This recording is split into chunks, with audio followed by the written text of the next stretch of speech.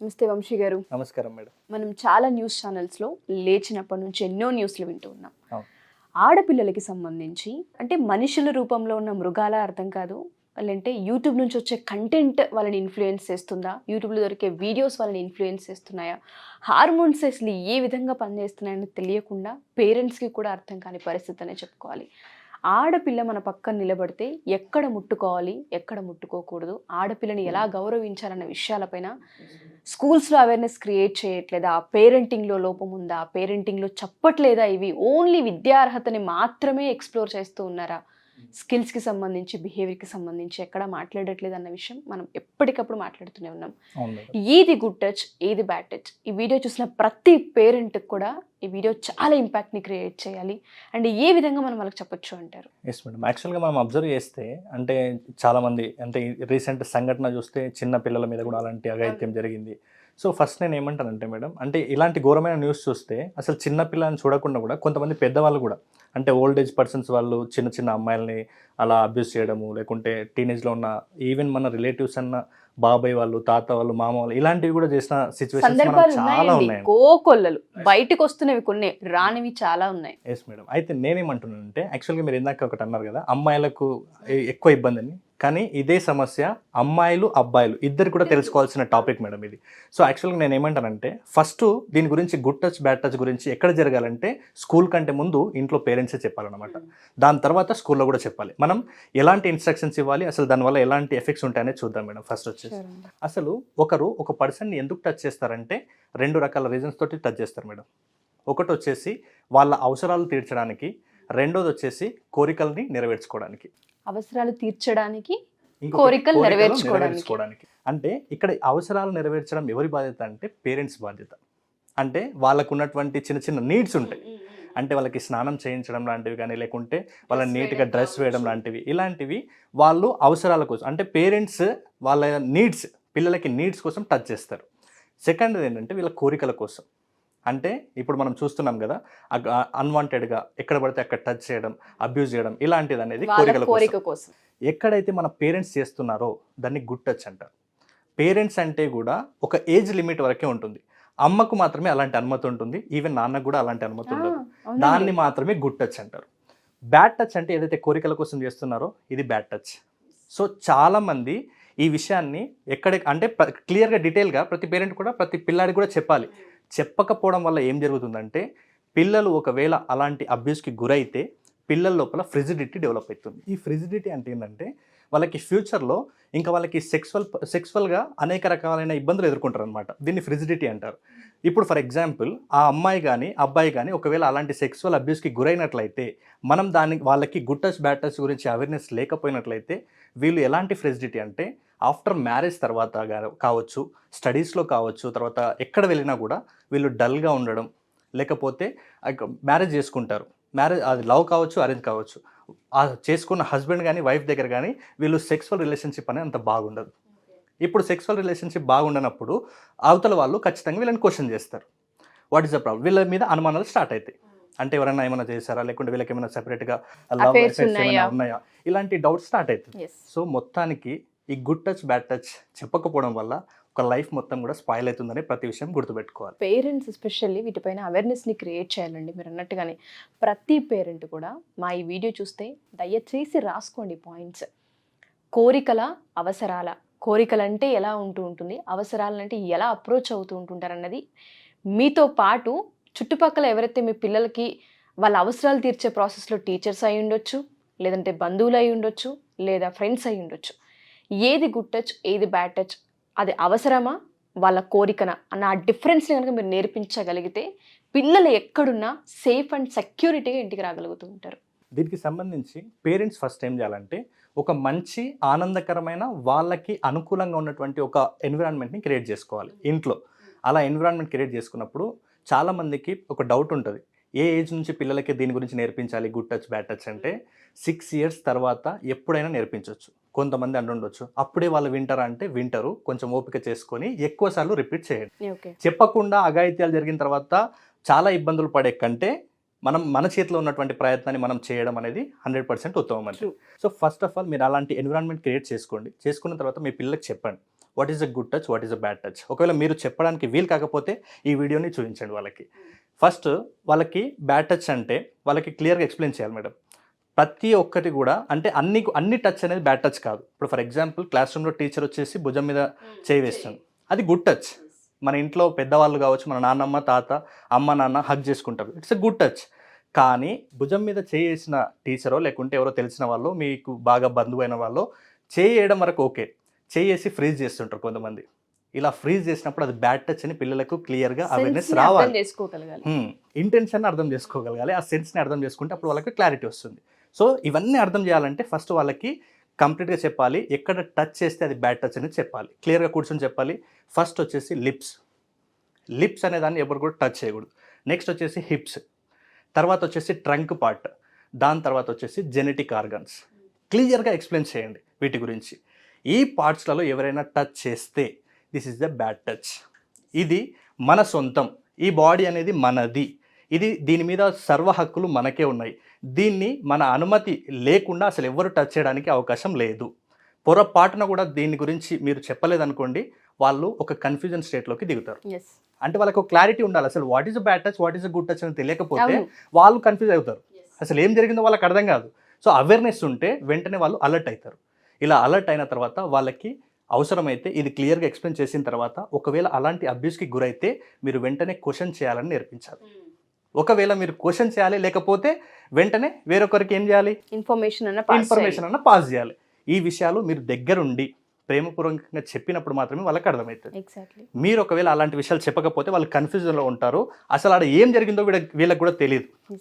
ఇలాంటి వాళ్ళే చాలామంది ఏం చేస్తుంటారంటే కొన్ని అణగారిన వర్గాల లోపల వీళ్ళు ప్రతి ఒక్కరిని కూడా ఈజీగా నమ్మకూడదండి. నేను చెప్పే ఉద్దేశం, మన ఇంట్లో బాబాయ్ కావచ్చు, మామ కావచ్చు, తాత కావచ్చు, ఎవరైనా సరే అంత ఈజీగా నమ్మకండి. నేనేమంటున్నా అంటే మనకు ఒక సామెత ఉంటుంది, చేతులు కాలిన తర్వాత ఆకులు పట్టుకుని ఏం లాభం అని. ముందే ఆ చేతులు కాలకుండా ఆకులు పట్టుకోవాలి, కీడెంచి మేలెంచి. నేను అందరి గురించి అనట్లేదు, కొంతమంది అలాంటి వాళ్ళు ఉంటారు, అలాంటి వాళ్ళ వల్లనే ఈ సమాజంలో అలాంటిది ఉంది. విన్నాము, ఎందుకు వినలేదు, సొంత తండ్రి అఘాయిత్యాలు చేసిన సందర్భాలు విన్నాము, న్యూస్ పేపర్స్లో చదివాము, షాక్కి గురై ఇటువంటి న్యూసెస్ని అసలు ఎలా మనం చెప్పాలి, ఎలా అవేర్నెస్ని క్రియేట్ చేయాలన్న వాటిపైన అర్థం కాక చాలా సందర్భాల్లో మనలో మనమే బాధపడి ఆగిన సందర్భాలు ప్రతి తల్లి ఫేస్ చేసింది, ప్రతి ఆడపిల్ల ఫేస్ చేసింది. అలాంటి తండ్రులు, మేము తండ్రులను చెప్పుకోవడానికి సిగ్గుపడుతున్నాము, ఇటువంటి కార్యక్రమాలు ఎందుకు జరుగుతున్నాయో తెలియదని చాలామంది తండ్రులు వాటిపైన ఆందోళనకు గురైన సందర్భాలు కూడా ఉన్నాయి. వీటి వల్ల తెలియని ఫియర్స్ కూడా ఉన్నాయి చాలా మందికి. అయితే నేను చెప్పే ఉద్దేశం ఏంటంటే ప్రతి మనిషిలో కూడా గుడ్ ఉంటుంది, బ్యాడ్ ఉంటుంది. ఫ్రైడ్ అనే సైకాలజిస్ట్ ఏం చెప్తారంటే ప్రతి మనిషిలో 3 టైప్స్ ఆఫ్ స్టేట్స్ ఉంటాయి. ఈగో, సూపర్ ఈగో అని ఉంటుంది. అంటే సూపర్ ఈగో అంటే ఓకే ఒక వాల్యూతో ఉంటాడు, కానీ ఈగోలో ఉన్నప్పుడు మాత్రం పర్సన్ ఏం చేస్తున్నారు కూడా అర్థం కాదు. ఇలాంటి సిచ్యువేషన్లో అది మన నాన్న ఉన్నా, తాత ఉన్నా, బాబాయ్ ఉన్నా మనం కంట్రోల్ చేయలేము అనమాట. కాబట్టి దయచేసి ఈవెన్ నేను పేరెంట్స్కి చెప్పే ఉద్దేశం ఏంటంటే నాన్నని కూడా కొన్ని సాంప్రదాయాల్లో అమ్మాయి దగ్గర ఎలా కొంచెం క్లోజ్గా మూవ్ అవ్వడాన్ని పేరెంట్స్ను అరికడుతుంటారు. ఎందుకంటే కొంతమంది పేరెంట్స్ డ్రింక్ చేస్తుంటారు, అలాంటి టైంలో వాళ్ళకి ఏం చేస్తున్నామో కూడా అర్థం కాదు. మీ ఇంకొక చాలామంది పేరెంట్స్ చేసే అతిపెద్ద తప్పు ఏంటంటే ఇంట్లో ఫ్రెండ్స్ తోటి ఇలాంటి డ్రింకింగ్ పార్టీస్ పెడుతుంటారు. మీరు టచ్ చేయకపోవచ్చు, కానీ అందరూ, నేను ఇంతకుముందు చెప్పాను ఈగో, సూపర్ ఈగో, వాడి లోపల ఎలాంటి ఆలోచన తెలియదు. ఎందుకంటే ఒక వ్యక్తి కొంతకాలం తర్వాత, అంటే వాడికి ఒక టీనేజ్ వచ్చిన తర్వాత వాడి లోపల అన్ని హార్మోన్స్ యాక్టివేట్ అవుతాయి. అలాంటి టైంలో వాడు చూడాల్సినవి చూడకుండా అన్నీ చేస్తాడు. అలాంటివన్నీ వాడు చూసినప్పుడు వాడి బ్రెయిన్లో అవి స్టోరేజ్ అవుతాయి. స్టోరేజ్ అయిన తర్వాత జనాలు ఎక్కడైతే ఎగ్జైట్మెంట్ ఉంటుందో అక్కడ వెళ్తారు. జనాల లోపల కూడా అలాంటివి స్టోరేజ్ అయినప్పుడు ఇలాంటి సెక్సువల్ అబ్యూస్ చేయడానికి, లేకుంటే మిగతా పోర్న్ వీడియోస్ ఇలాంటివన్నీ చూసినప్పుడు కూడా వాళ్ళ లోపల ఒక కోరిక స్టార్ట్ అవుతుంది. ఈ కోరికలు తీర్చుకోవడానికి వాళ్ళకి రైట్ టైం కాదు. అలాంటప్పుడు ఏం చేస్తారంటే అణగారిన వర్గాల మీదనో, అంటే ఎక్కడ చెప్పుకోలేరు ఇంకా వాళ్ళకు, అలాంటి వాళ్ళ మీదనో, లేకుంటే చిన్న పిల్లలు టార్గెట్ చేసి వాళ్ళ మీద అఘాయిత్యం చేయడం స్టార్ట్ చేస్తారు. కాబట్టి ఎవరిని నమ్మకండి. అది ఎవరన్నా, ఇప్పుడు ఫర్ ఎగ్జాంపుల్ దొంగతనం చేస్తాడు, దొంగతనం చేయడం అనేది తప్పు అని వాడికి కూడా తెలుసు, కానీ ఎందుకు చేస్తాడు? ఎందుకు చేస్తాడంటే వాడికి అది ఆ అవసరం అట్లా చేస్తుంది, వాడికి డిమాండ్ చేస్తుంటుంది. ఆ అవసరానికి తగ్గట్టుగా వాడు కూడా యాక్టివ్ అవుతుంటాడు. కాబట్టి దయచేసి చెప్తున్నాను, ప్రతి పేరెంట్స్ కూడా ఇప్పటికైనా అలర్ట్ ఉండాలి. ప్రతి ఒక్కరిని కూడా చెప్పాను కదా, ఈగో, సూపర్ ఈగో ప్రతి మనిషిలో ఉంటుంది. బయటికి అందంగా నటించే వ్యక్తుల లోపల బ్యాడ్ లేదని మనం ఊహించలేం కదా. ఈవెన్ మనం కొన్నిసార్లు చూస్తే స్వామీజీలు కూడా బయటికి అందరికీ బోధలు చేస్తారు, కానీ అలాంటివి చేసే వాళ్ళు కూడా మనం ఉన్నారు. సో నేను చెప్పే ఉద్దేశం ఏంటంటే వెంటనే మీరు గుడ్డిగా నమ్మకండి, ఎవరైనా ఉండొచ్చు అది. కాబట్టి మీరు కొంచెం అలర్ట్గా ఉండండి. ముఖ్యంగా పేరెంట్స్, తల్లి ఏం చేయాలంటే ఫస్ట్ వాళ్ళకి నో చెప్పడం అనేది చేయాలి. ఎస్. ఒకవేళ వాళ్ళకి అలాంటి బ్యాడ్ టచ్కి వాళ్ళకి గురైనట్లయితే వెంటనే నో చెప్పాలి, లేదంటే ఎవరికైనా అలర్ట్ చేయాలి. ఆగిపోకూడదు అక్కడే. పిల్ల ధైర్యంగా బయటకు వచ్చి మాట్లాడగలిగి ప్రశ్నించగలిగేలా ఉండాలి. ఒకవేళ ఆ అమ్మాయి అంత ఫ్రీగా పేరెంట్స్ దగ్గర కానీ టీచర్స్ దగ్గర కానీ చెప్పాలి అంటే నువ్వు అలాంటి ఎన్వైర్న్మెంట్ అనేది క్రియేట్ చేయాలి ఇంట్లో. నువ్వే భయపెట్టినావు అనుకోండి, ఆ పిల్లలు చెప్పడానికి భయపడతారు. కాబట్టి మీరు అలాంటి కూల్ ఎన్విరాన్మెంట్లో చెప్పాలి అని చెప్పాను నేను. కాబట్టి ప్రతి పేరెంట్ కూడా చెప్పండి, నువ్వు చేసేది తప్పు కాదు. ఒకవేళ నీ పైన అలాంటి అటాక్స్ వస్తే వెంటనే మాకు కానీ, స్కూల్లో టీచర్స్ కానీ, లేదంటే మీకు నమ్మకస్తులైనటువంటి వాళ్ళు ఎవరైనా అక్క అన్న ఉంటే వాళ్ళకి వెంటనే చెప్పాలి. నెక్స్ట్ ఇంకొకటి, ప్రతి పేరెంట్ కూడా పిల్లలకి వాళ్ళ ఇంట్లో ఉన్న ఆ మొబైల్ నెంబర్ ఉంటుంది కదా, అమ్మది నాన్నది, ఆ నెంబర్ని నోటెడ్ చేయించండి. ఒకవేళ పిల్లలు చెప్పలేకపోతున్నారంటే ఈవెన్ ఒక నెంబర్, ఒక కార్డ్ లాంటిది రాసి వాళ్ళ జేబులో పెట్టి పంపించండి. ఎందుకంటే కనీసం వాళ్ళకి వెంటనే ఈ నెంబర్కి కాల్ చేయాలనే ఎక్కడైనా అవకాశం ఉంటే వెంటనే మీకు చెప్తారు, మీరు అలర్ట్ అవ్వచ్చు. ఇంకా ముఖ్యంగా మీ పిల్లలకి కొంచెం నాలెడ్జ్ పెరిగే కొద్దీ చైల్డ్ హెల్ప్ లైన్ నెంబర్స్ కూడా ఉన్నాయి, వాటిని కూడా వాడుకోండి అని చెప్పండి. 1098కి కాల్ చేస్తే ఒకవేళ వాళ్ళకి ఎవరు లేరు, ఎవరికి చెప్పాలో అర్థం అవ్వట్లేదు అంటే, ఒకవేళ సిచ్యువేషన్ బట్టి అలాంటి వాళ్ళకి కాల్ చేస్తే కూడా 5 to 10 minutes లోపల మీకు ఒక సెక్యూర్ అనేది వస్తుంది. 1098 చైల్డ్ లేబర్ అని ఉంటుంది. ఇంకా లేదంటే కనీసం 100 నెంబర్కైనా కాల్ చేయండి.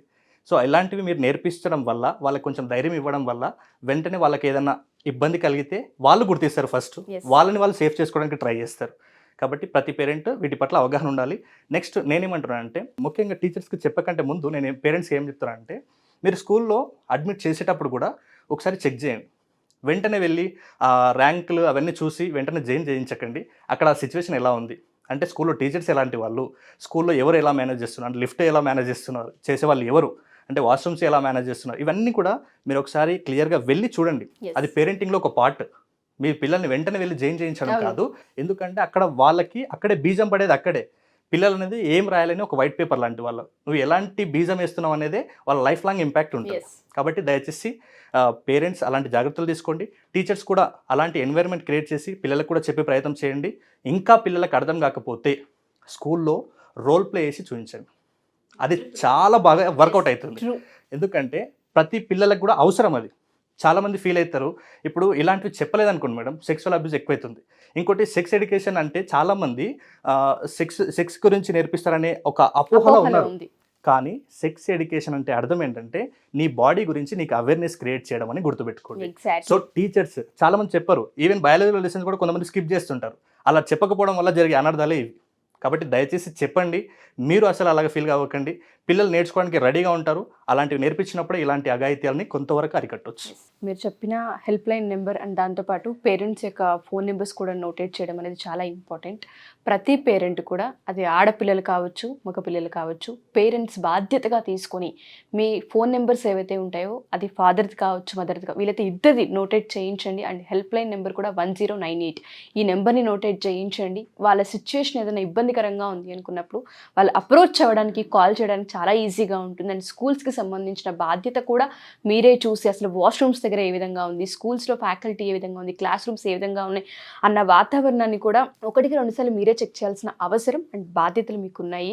సో ఎవరైనా సరే, అండ్ దాంతోపాటు గుడ్ టచ్, బ్యాడ్ టచ్ గురించి ఇంకా ఎలా చెప్పాలన్న వాటిపైన మీకు అవగాహన కావాలి అనుకున్నా, రోల్ ప్లే అంటే ఏ విధంగా అనేది ఒకసారి చేసి చూపిస్తే బాగుంటుంది, మీరే ఒక సెషన్ తీసుకోండి అన్న వంశీకృష్ణ గారు ఖచ్చితంగా వస్తారు ఎక్విప్మెంట్ తీసుకొని.